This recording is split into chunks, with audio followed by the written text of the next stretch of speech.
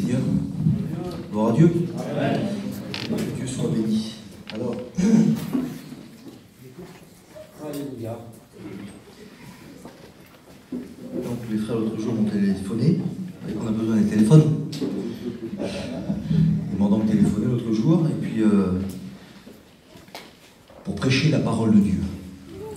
Les frères m'ont pas demandé de vous prêcher sur le téléphone, ce que le téléphone dit sur la Bible, et ce que la parole de Dieu nous dit à ces sujets-là. Et puis dans la simplicité, vous savez, je crois de tout mon cœur, ce qu'on a besoin dans nos réunions, que ce soit une réunion comme ce soir ou une autre réunion, on a besoin de la parole de Dieu. C'est la parole de Dieu. Des fois on se tue à essayer de savoir ce que la Bible dit, mais je crois qu'il faut plonger son cœur dans la parole du Seigneur. C'est la parole de Dieu qui prime ce soir. C'est tout simple. La parole de Dieu animée du Saint-Esprit nous suffit. Et des fois on se tracasse, on essaie de compliquer les choses. La parole, c'est une lumière. Elle nous éclaire dans les endroits les plus cachés de notre cœur. Et moi, je ne suis pas spécialisé dans tout ce qui est réseaux sociaux, je vous dis entre parenthèses, parce que des fois, quand on annonce une réunion comme ça, on croit qu'on a des tonnes d'explications. Il y en a certainement au milieu de nous qui sont plus calés que moi pour ça. Je vais vous parler de la parole du Seigneur.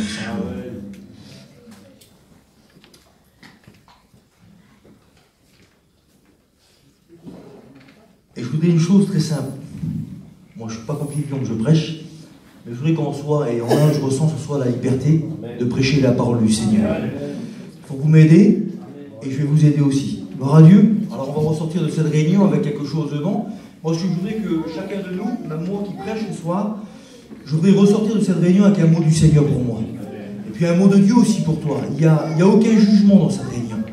Dans ce message de la parole de Dieu, Dieu ne juge personne. Dieu veut nous aider. Dieu veut m'aider. Dieu veut qu'on s'améliore. Dieu veut que l'on change. Non pas pour mettre des fardeaux sur nous hors des soutanes, ce n'est pas l'objectif de Dieu. Changer, c'est pour être heureux. Dieu veut que l'on change pour qu'on ait plus de bonheur, plus de joie, plus de paix, plus de sainteté, s'approcher plus de Dieu. Et puis, je pensais au désir de Dieu. Vous savez, Dieu a un très grand désir. Et quand on lit la parole de Dieu, on découvre Dieu. La Bible, c'est Dieu. Il est écrit dans l'Apocalypse, son nom est la parole de Dieu. Donc en lisant la parole, on découvre Jésus-Christ. On découvre Dieu le Père et on découvre le Saint-Esprit. Et puis Dieu, Jésus et l'Esprit ont un grand désir en eux. Vous savez c'est quoi? Il est tout simple. C'est l'unité. C'est la communion. C'est l'amour. C'est tout. Le seul désir de Dieu, c'est qu'on soit unis. C'est qu'on puisse s'aimer. Et l'exemple, c'est eux. C'est Dieu, c'est son Fils et l'Esprit Saint. C'est trois personnes différentes et pourtant, tout ce qu'ils ont fait, tout ce qu'ils font, tout ce qu'ils feront, c'est l'unité. Je ne vois pas Dieu contredire son Fils. Je ne vois pas le Fils contredire le Père. Je ne vois pas l'Esprit les contredire à eux, au contraire. C'est trois personnes différentes, mais ils sont unis ensemble pour nous faire du bien. C'est le désir de Dieu. Et puis on voit dans toute la création de la parole, je fais mon introduction comme ça, c'est parce que c'est ce qu'il y a sur mon cœur. Dans toute la création, tout a été fait dans l'unité. Alors peut-être qu'il y en a qui disent, mais il n'est pas long pour parler des téléphones. Mais je voudrais vous parler de la parole de Dieu en priorité. C'est ça. On raffole des fois de choses un peu bizarres dans nos réunions. Il faut raffoler de la parole de Dieu. Il faut aimer la parole de Dieu. C'est ça qui compte en réalité. Et puis, quand Dieu a créé la première des créations, vous le savez, c'est les anges. C'est des myriades d'anges différents. On les connaît, on connaît la création des anges. Même Lucifer en faisait partie de cette création. Et vous savez, on croit que des anges, c'est des robots. Un ange n'est pas un robot. Un ange a un cœur. Parce que pour adorer un Dieu si grand, pour adorer quelqu'un, il faut aimer. Vous comprenez? Les anges ont aimé Dieu et ils aiment Dieu. Et puis Dieu a créé les anges, une unité. Il a créé le ciel et la terre. Deux éléments différents et pourtant ça forme qu'un. On le sait, c'est un ensemble, on ne peut pas séparer les deux. Il a créé les animaux, différentes espèces et pourtant ça forme aussi un ensemble. Il a créé nous, les premiers êtres humains, Adam et Ève, deux personnes différentes. Et pourtant, dit la parole de Dieu, forment une seule chair. un seul cœur. Les deux premiers frères qu'il a créés, ils étaient différents, et on le voit, deux caractères différents. Et pourtant, ces frères ont été créés pour s'aimer, pour rester ensemble, pour s'aider, pour être l'épaule de l'autre, comme on l'a entendu. Et puis, même l'Église, le corps de Christ, a été créé, pourquoi? C'est des membres différents, et pourtant, la Bible dit, ils forment un seul corps. C'est l'unité. Et c'est un ensemble. Et c'est l'amour qui permet de rester ensemble. Et puis je pensais que si Dieu, dans son amour, son désir, c'est l'unité, le diable, Lucifer, son désir à lui, c'est quoi? C'est de diviser. C'est de séparer. C'est de détruire. Il n'a pas d'autre objectif aujourd'hui, depuis qu'il a été précipité du ciel, depuis que lui s'est séparé de Dieu, parce que la première division se crée lorsque nous, on se sépare du Créateur. Et lui s'est séparé du Créateur. Il a voulu être semblable au Créateur, semblable à Dieu. Il était Lucifer, porteur de lumière. Il était au-dessous de la lumière, au-dessous de Jésus, portait la lumière. Et dans son orgueil, son iniquité, a fait qu'il s'est séparé de Dieu. Et vous avez vu, j'ouvre une petite parenthèse comme ça, lorsque des frères et des sœurs s'éloignent de Dieu, vous avez vu, on dirait que c'est un automatisme. C'est comme automatique, on se sépare de nos frères et sœurs. Je ne sais pas pourquoi. Lorsqu'on se sépare de la présence de Dieu, tout doucement, on se sépare de nos frères et sœurs. La communion des frères et sœurs ne nous intéresse plus. On arrive à parler sur les autres. On arrive à médire sur les serviteurs de Dieu, sur les femmes des serviteurs de Dieu, sur les chrétiens, sur les chrétiennes. On arrive tout doucement à se séparer, parce qu'on se sépare de l'amour. L'amour, c'est Dieu. Et puis, il s'est séparé. Et puis, en se séparant, qu'est-ce qu'il a fait? Il a séparé des anges. Il a créé une division dans les anges. La Bible dit qu'il a réussi à séduire des anges. Vous voyez que c'est le cœur. Un ange, ce n'est pas un robot. Il a un cœur. Il aime. Et il a réussi à séduire ces anges qui sont devenus aujourd'hui des démons. Et puis, ce qui m'a étonné dans la parole de Dieu, chaque fois que Jésus a chassé un démon, souvent c'était cité comme ça. Un esprit impur. Un esprit impur. Vous savez, c'est quoi l'impureté? C'est le mélange. C'est la saleté. Et puis je voudrais, dans la simplicité, je sais qu'il y a une liberté ici. Vous savez qu'on est des frères, des garçons, qu'on respecte nos anciens comme les plus jeunes aussi. Mais la parole de Dieu, c'est la parole de Dieu. Et puis on a une liberté entre nous. Il y a des fois des mots qu'on ne veut pas dire, mais l'apôtre Paul a dit certains mots et Jésus en dit des mots. Et puis je crois que dans les temps où l'on vit, on doit dire aussi ces mots-là. Vous savez, il y a des mots des fois tabous qu'on ne veut pas dire. Et puis on n'est pas des frères qui voudraient gêner un auditoire. Jamais on se permettrait de le faire, ni un petit enfant non plus. On prêche la parole du Seigneur simplement, dans tout le respect de la parole. Mais tout ce que l'on voit aujourd'hui, cette impureté sur la terre, cette impudicité sur la terre que l'on voit, qu'est-ce que c'est en réalité?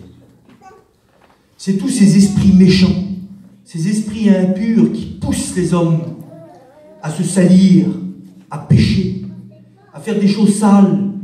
Et aujourd'hui, ce qui était grave hier n'est plus grave, comme on l'a entendu dans ce cantique. On est accoutumé à voir des choses, je ne veux pas dire excusez-moi, mais je le dis dans la simplicité, des choses impures, des choses impudiques, des choses vilaines. Et puis on est là, on s'habitue, nos enfants s'habituent à toutes ces choses. Et même nous, l'Église du Seigneur, aujourd'hui, on est habitué à voir des choses mauvaises et nos cœurs ne sont plus repris parfois. Nos cœurs deviennent durs, nos cœurs deviennent insensibles. Et la parole de Dieu dans cette soirée voudrait, je ne veux pas dire peut-être, mais certainement, nous faire un pas en arrière. Revenir aux bornes anciennes de la parole. Alors, Continue. Donc il a toujours divisé. Il a divisé les anges, il a divisé les animaux. C'est simple ce que je vous dis. Mais les animaux étaient ensemble, le lion était avec la brebis, et aujourd'hui les animaux sont devenus carnivores. Ils se dévorent ensemble. Dans le millénium, ils seront réconciliés. Vous voyez, Dieu réconcilie tout ça. Hein, ils seront encore ensemble, ils ne se mangeront pas. Il a divisé le premier foyer. Le premier foyer s'est divisé dans la dispute. Dans les cris, c'était la faute de l'autre. C'est ça une dispute en réalité. Il a divisé les deux premiers frères. Caïn était devenu du malin, il dit la parole de Dieu. Il a tué son frère. Vous voyez, le désir du diable, c'est de diviser ce que Dieu a créé. C'est tout. C'est de séparer. Et puis, en réalité, il divise aussi le corps de Christ. C'est simple ce que je vous dis. Combien de nos frères et sœurs, j'ai mes deux frères, moi, qui sont en rétrograde, ils sont sortis du corps de Christ. Il a réussi à les séduire. Combien de nos églises ont été divisées? C'est le rôle de qui tout ça? Dites-moi. Vous croyez que c'est le rôle de Dieu? C'est le rôle de l'Esprit Saint? C'est le rôle du Fils de Dieu? Non, c'est le rôle du diable, toujours de diviser. Alors, je crois que le diable a des façons, je ne suis pas là pour parler du diable, mais qu'est-ce que la Bible dit? De ne pas ignorer ses desseins. Donc le diable a des plans. Depuis 6000 ans, même avant. Mais il a des plans. Depuis que l'homme est sur la terre, il a créé un plan de destruction pour l'homme. Et puis plus ça avance, le diable a un petit stylo, puis un papier symbolique, et il écrit des plans sur l'humanité, sur les inconvertis. Il écrit des plans sur toi, sur ton foyer, sur nos ministères, sur notre vie chrétienne. Comment réussir à les faire tomber? C'est son objectif. Il n'a pas d'autre objectif que cela. Et puis je pensais, c'est simple, je vais vous dire. Il parlait de la division, ce que le cantique nous disait, la séparation.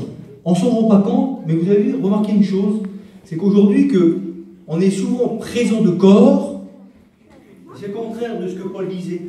On est absent d'esprit. On est des milliers à se rassembler, mais des fois la communion n'y est pas. On est plusieurs des fois, mais l'esprit n'y est pas. Et l'un des moyens que le diable a choisi il y a quelques années en arrière, pour essayer de diviser les foyers, diviser les femmes, les enfants, les maris. Vous savez, c'est quoi? C'est un peu arriéré maintenant, mais c'est quand même actuel. C'était la télé. Il faut dire que la télé, quand elle est sortie il y a des années en arrière, c'était en noir et blanc. Il y avait 3 boutons, hein, c'était pas trop méchant. Mais lui, il avait préparé autre chose, parce qu'il faut bien qu'il démarre avec quelque chose pour arriver à ses fins. Et puis, je me souviens quand j'étais petit, je suis pas vieux, mais quand on était petit, s'il y aurait eu quelques malheurs de voir quelque chose inutile, parce que c'était inutile à l'époque, il fallait se tourner.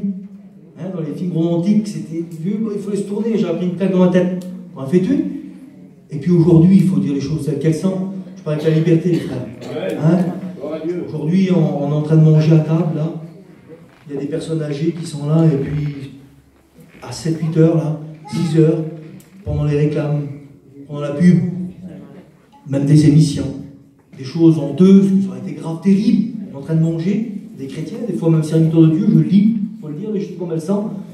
Il y a des choses qui se passent là, on ne dit même pas aux petits de se tourner. C'est automatique, on rentre dans des foyers, des fois on est choqué de voir des choses là, et que les enfants sont là, on s'habitue. Vous connaissez l'histoire du petit sandwich? Je vous dis que vous allez comprendre à quoi je veux en venir. C'est compliqué à prêcher ce que je prêche, mais on est libre et je vais prêcher dans mon cœur. Il y a un jour, un pasteur, un gardio, il était chez lui, puis il allait tous les jours à la déchetterie, amener ses ordures, ça devait faire des années en arrière. Et puis, il y avait donc le dirigeant de cette déchetterie-là, qui tous les jours mangeait son sandwich. Tous les jours, son petit sandwich. Et puis le pasteur, il était intrigué, puis il dit, comment il fait pour manger un sandwich dans cette saleté-là, dans ces odeurs, ces microbes? Et un jour, il lui a posé la question. Mais je vais vous poser une question. Vous faites comment pour manger votre sandwich dans ces odeurs, dans cette saleté ici? Et puis le radio lui a répondu, vous savez, au départ, j'étais comme vous. J'étais comme vous, je ne pouvais pas. Mais avec le temps, je me suis habitué à la saleté et aux mauvaises odeurs. Et aujourd'hui, ça ne fait plus rien du tout. Vous comprenez? Et je crois que tout doucement avec le temps, pas tous, mais beaucoup, on s'habitue à la saleté. Et on ne s'en rend pas compte. On ne s'en rend pas compte. Alors, chez nous, à Thieux, où on est, à Thieux, c'est à côté de Clé-Souilly, c'est mieux parce que Thieux, c'est un pays inconnu. On est plusieurs terrains avec les collègues, là-bas. Il y a des frères, des pasteurs, des chrétiens, des convertis. On est presque 30 terrains, on s'en dit terrains, comme ça. Et puis, chacun presque a tous des petits chalets. Et dans ces chalets, je ne suis pas là pour parler de la télé, mais vous allez comprendre quelque chose. Dans ces chalets, tout le monde a une télé presque. Presque, je dis. Puis le chalet, s'il fait 5 mètres, il fait 4,90 mètres. Plus fin possible, il n'y a pas ça, il n'y a pas plus fin. Et on remarque, et c'est comme ça, quand on va visiter les frères, tout ça, souvent, on est là, la télé est allumée. Est-ce que vous avez remarqué la force de la télé? On peut être 10 personnes là. Les 10 personnes sont fixées sur la télé. On ne se prend plus. Des fois, on passe devant le chalet, là, on voit l'homme, la femme, les enfants sont là en train de manger, et au lieu de se parler, on ne parle plus, on regarde la télé. Ou bien tout le monde est sur les téléphones, et plus personne ne se parle. Alors peut-être nous on dit, c'est rien, ça c'est normal, c'est le modernisme. On aime le modernisme, on en a besoin, je aussi, regardez, on a besoin du bon coin pour une machine à laver ou autre chose, vous comprenez? Mais il y a des fois des instruments qui deviennent très méchants dans nos mains, si on ne s'en rend pas compte, et si on ne fait pas attention. Donc, toutes ces choses, nous, on ne s'en rend pas compte, mais c'est un moyen pour séparer les enfants avec les parents, l'homme et la femme, les parents avec les enfants avec les parents. On est capté par des choses. Et puis, l'ennemi a fait quelque chose d'autre, il y a quelques années en arrière, j'arrête avec la télé, on reviendra tout à l'heure si vous voulez, si ça vous intéresse. L'ennemi a fait quelque chose d'autre. Vous savez, lorsqu'Internet est sorti, c'était pas pour nous, c'était pas pour le peuple. Vous le savez en plus, hein, c'est les Américains qui ont créé ça, c'était un service d'espionnage. C'était pour espionner leur territoire, voir s'il y avait des ennemis, et aussi espionner les ennemis pour se protéger, mais aussi pour mieux les détruire, si demain il y aurait eu un problème. Et puis plus tard, il y a eu donc tous ces réseaux qu'on écoute parler aujourd'hui depuis quelques années, et tous ces réseaux-là, il faut dire les choses, sont utiles pour des choses, mais d'un autre côté, sont très dangereux. Très dangereux. Et puis, je voudrais vous lire un verset de la parole de Dieu, parce que je ne l'ai pas fait, et je vais le faire maintenant. Écoutez ce que la Bible dit. Job 8, verset 14. C'est l'un des plus vieux livres de la Bible. Écoutez ce que la Bible dit. Son assurance, il parle de quelqu'un, son assurance est brisée. Son soutien est une toile d'araignée. Alors, quand j'ai lu ça il y a quelques temps en arrière, je lisais ce verset-là. J'ai quel exemple bizarre. Je n'arrivais pas à comprendre réellement ce que c'était. Et puis il n'y a que 2 versets dans la Bible qui parlent d'une toile d'araignée. Il n'y a que 2 versets. Et on va lire le deuxième après. Mais son soutien est une toile d'araignée. Vous avez remarqué qu'une toile d'araignée, dans une église, ou dans une maison, dans un camping, ça ne sert à rien. Réellement, ça ne sert à rien. Si on a un besoin dans notre cœur, une difficulté, un problème dans notre foyer, avec nos enfants, nos foyers, ça ne sert à rien une toile d'araignée. Une toile d'araignée ne peut pas nous servir de soutien. On ne peut pas s'appuyer sur une toile d'araignée. Une toile d'araignée, elle sert à une seule chose. Vous savez à quoi? Dites-moi. C'est pas l'école des femmes ce soir. Hein. On est dans la réunion, on fait la réunion ensemble. Ça sert à quoi? Une toile d'araignée, ça sert simplement à capturer un insecte. C'est tout. C'est un piège caché pour capturer quelqu'un et pour dévorer un insecte. Une toile d'araignée sert à nourrir quelqu'un. C'est bizarre, hein? C'est tout simple. Et pour une toile d'araignée, il faut une araignée. Hein? C'est pas un éléphant qui a fait une toile d'araignée, c'est une araignée qui tisse sa toile. Et puis, je lis simplement ce que j'ai écrit. Je regardais un petit peu, je me suis intéressé à l'araignée. Hein, pas Spider-Man, mais à l'araignée par elle-même.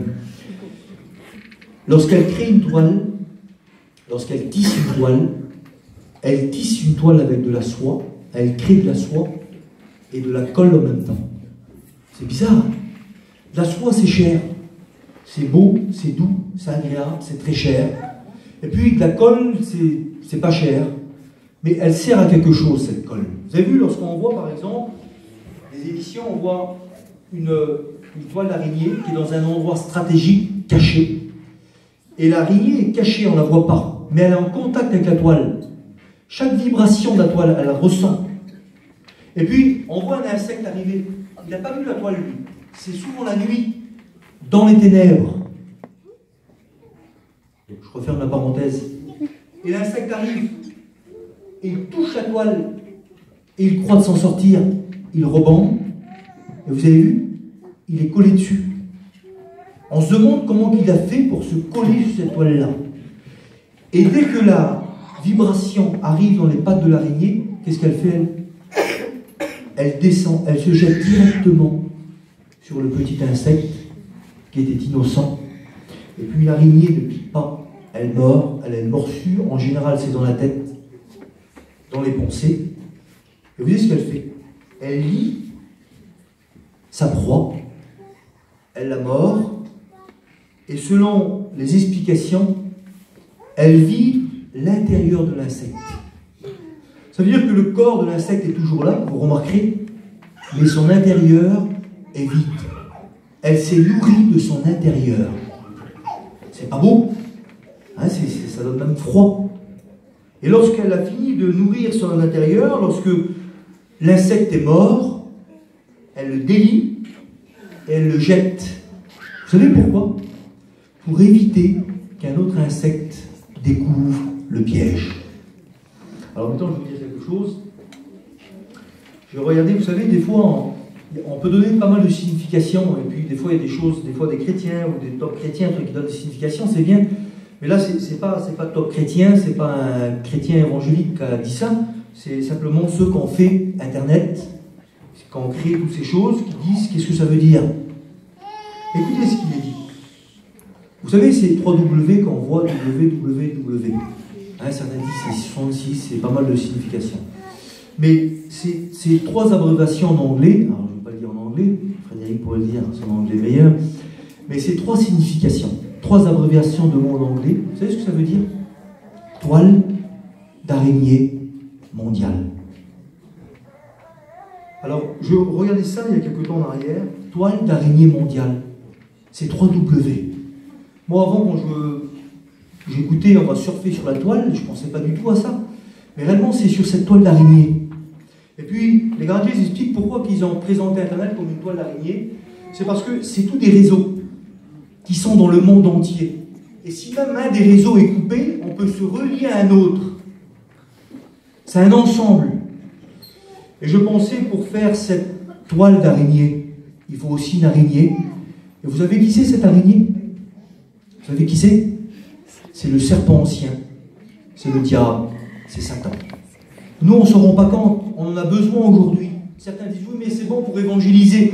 On peut servir de Facebook, tout ça. On peut dire des petits versets de la parole de Dieu, tout ça. Il n'y a pas de problème. Mais parfois, il y a des bornes qui sont dépassées. On est curieux des fois. Vous avez vu, je parle dans la liberté. Hein, je suis obligé de parler comme ça. On tape vie et lumière. Pas de problème, on écoute les chanteurs, nos chanteurs, les prédications, puis on descend, puis plus on descend. Et ben, des fois, c'est plus vie et lumière. On tombe dans des ténèbres. Et puis, j'arrête là, et vous avez une imagination, vous calculez, comme ça, c'est... Je m'embarrasse pas de mots. Hein, vous avez un cerveau, vous réfléchissez comme moi, un cœur. Des fois, on tombe dans des choses qu'on ne devrait pas voir. Et la curiosité, des fois, elle va trop loin. Puis des fois, nos enfants, là, les petits, là, ils ont le téléphone, on leur laisse dans les mains, et ils regardent, et des fois, ils tombent sur des choses qui sont choquées, et nous, on ne le sait pas. Et les petits, après, deviennent bizarres, on ne le voit pas, on n'a rien vu du tout. Vous comprenez ? Et c'est la réalité, on le vit au quotidien. Et il semblerait qu'aujourd'hui, que tellement que ça nous intéresse à nous, on ne voudrait même pas se libérer de ces choses-là, de tous ces réseaux et autres choses. On ne voudrait même pas penser à nos enfants pour ne pas être embarrassés, nous. Alors, je continue. Donc voilà ce que ça signifie. Et je crois de tout mon cœur, c'est ce que le diable fait. Il le fait, c'est lui l'araignée. Moi je vous le dis parce que j'écoute des témoignages comme les frères. J'écoute des frères, des sœurs me parler aujourd'hui, qui auparavant lisaient la parole de Dieu, passaient du temps le soir à lire, à prier, à se présenter devant Dieu, à chercher la volonté de Dieu, à chercher le bien de leur mari ou de leur compagne ou de leurs enfants, de leur famille. Ils étaient en communion avec la parole, en communion avec l'Esprit Saint, dans la prière. Leur désir avant, c'était de plaire à Dieu et non pas de plaire aux autres. Puis des frères, des sœurs m'ont dit qu'à cause, je reviens sur la télé, mais à cause de la télé, mais aussi à cause de tous ces réseaux, du temps de passer devant le bon coin, que ça dure des heures et des heures, on en a besoin, on n'est pas fou. Et des frères et des sœurs m'ont dit, j'ai perdu la communion avec la parole. J'ai perdu la communion avec le Seigneur. J'ai perdu le principal. L'araignée m'a piqué dans la tête, m'a mordu dans la tête, dans les pensées. Peut-être qu'il y a un frère ou une sœur est comme ça parmi nous. Tu le ressens? Tu es comme pris, tu le sens, parce que tout doucement tu vas un petit peu, c'est comme des friandises, vous savez. Mais on n'a pas le droit de jouer avec ça. On ne peut pas gagner dans ce jeu-là. On ne peut pas gagner avec le diable. On ne joue pas avec lui. Il a des milliers de pas en avant sur nous. Tu n'as pas fait un pas qu'il en a fait 1000 sur toi. On ne joue pas avec ça. Il sait comment t'amadouer. Il sait quel bonbon te donner pour que ton appétit s'ouvre de plus en plus. Peut-être que tu es comme ça. Tu sens que tu es pris. Et tu sens que l'araignée descend tout doucement. Et tu ne sais pas comment t'en sortir. Je peux donner un conseil ce soir. Il faut invoquer Dieu. Il faut demander à Dieu son aide. Il faut que dans cette réunion, parce que cette réunion aujourd'hui n'est pas faite pour dire quelle beauté, ce qu'il a dit le frère. Ça ne m'intéresse pas ça. C'est plutôt dire quelle beauté ce que Dieu m'a dit ce soir. Dieu a éclairé mon cœur. Dieu a éclairé ma vie. Dieu a éclairé mon foyer. Et à partir de ce soir, je prends une décision et la parole va m'éclairer. Et mon cœur va être béni. Et tu verras de la décision que tu vas prendre. Dieu va répandre sa grâce sur toi. Alors si tu sens que cette araignée vient, demande au Seigneur de l'aide. Et puis je vais me laisser conduire par le Seigneur ce soir. Y aurait-il peut-être un jeune garçon ou une jeune fille, ou même un père, une mère, un jeune foyer, ou même plus, qui sent que déjà l'araignée a piqué là ici, mordu dans les pensées. Tu sens que tes pensées sont troublées. Tes pensées ne sont plus attirées par Dieu. Je ne parle pas de possession, vous comprenez? Et tu sens déjà qu'il y a quelque chose qui est rentré en toi. Et tu sens que l'ennemi, tout doucement, par toutes ces choses, ces réseaux, tu sens que ton âme, ton intérieur se vide. Tu sens que tu deviens vide. Tu participes aux réunions, mais ton cœur n'y est plus. Tu participes même à la chorale peut-être, mais ton cœur n'y est plus. Tu participes au pain et au vin, ton corps est là. Ton corps est là, mais tu sens que l'araignée commence à te lier de plus en plus, mais ton âme se vide de bons sentiments spirituels, elle se vide de l'amour de Dieu. Alors il faut que tu demandes pardon au Seigneur ce soir. Il faut demander pardon à Dieu. Parce que des fois on franchit des seuils qu'on ne devrait pas franchir. Le péché se couche à ta porte, mais toi, domine sur lui. C'est pas parce qu'un péché me reprend plus aujourd'hui que Dieu le tolère. C'est pas parce que j'ai effacé quelque chose, si je ne me suis pas repenti devant Dieu, c'est pas effacé. C'est lorsque nous nous repentons et que nous nous abandonnons que le sang de Jésus son Fils nous purifie alors de tout péché. Là, ça vaut le coup. Vous comprenez? Je continue encore un petit peu. Je suis presque dans le vif du sujet. Alors je continue, je m'arrête plus maintenant.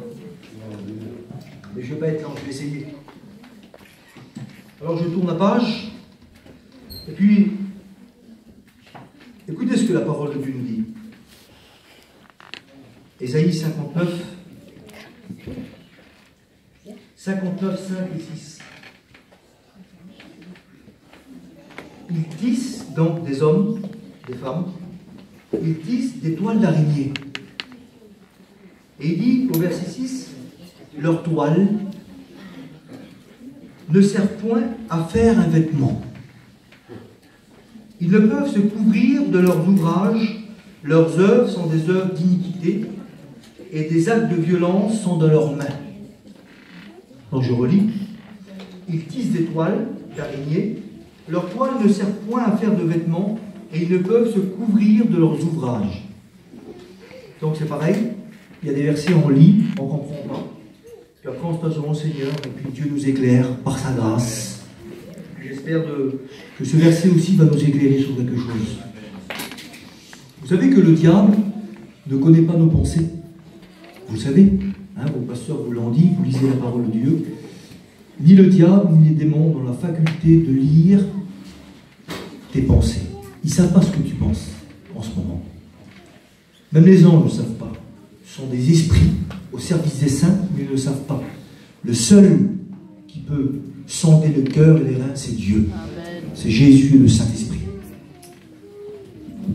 Ils sont créateurs. Et le diable ne sait pas. Et le désir du diable, c'est de savoir ce que tu penses. C'est de savoir ce que tu penses. C'est que tu puisses dénuder ton âme, découvrir ton âme, ouvrir ton cœur à lui. Mais toi, tu vas me dire, mais jamais je vais dire au diable ce qu'il y a en moi, dans mon cœur. Eh ben, je voudrais te dire que tu trembles. Tu te trembles. On va voir pourquoi. La Bible dit que avec ces toiles d'araignée, donc on se réfère à toutes ces choses, avec ces toiles d'araignée, ils ne peuvent se couvrir. C'est-à-dire, on dénude notre âme. On n'est pas couvert. On est à nu et à découvert. L'Apocalypse nous en parle. Comment cela? Vous savez c'est quoi? Pour moi c'est tout simple. C'est comme si on est devant une table, l'ennemi est devant nous, et par tous ces réseaux sociaux, donc vous connaissez les noms, je vais vous le dire, des fois vous les avez oubliés, hein, Facebook, Instagram, Snap, Tango et tous les autres, en surfant sur ça, en montrant ce qu'il y a chez toi, dans ton foyer. Je ne parle pas d'une tarte aux pommes, hein, mais en montrant ce que tu aimes, ce que tu n'aimes pas, tu dévoiles ton cœur à l'ennemi. Le monde entier aujourd'hui, le monde païen aujourd'hui, c'est pas péjoratif, vous comprenez quand je dis ça. C'est les non-chrétiens, ceux qui ne sont pas engagés avec le Seigneur, et si on a parmi nous, donnez-vous à Dieu, venez au Seigneur, les temps sont durs. Aujourd'hui, l'Antichrist ne connaît pas. L'Antichrist qui va venir ne connaît pas la pensée de l'homme. C'est un humain avec la puissance du diable en lui. Mais il a besoin de donner. Il a besoin que les êtres humains lui expliquent ce qu'ils aiment, ce qu'ils n'aiment pas. Et vous savez que tout ce que tu regardes, tout ce que tu dis que tu n'aimes et que tu n'aimes pas, tout est stocké dans un endroit, dans un ordinateur. Ta vie entière est stockée. La vie du monde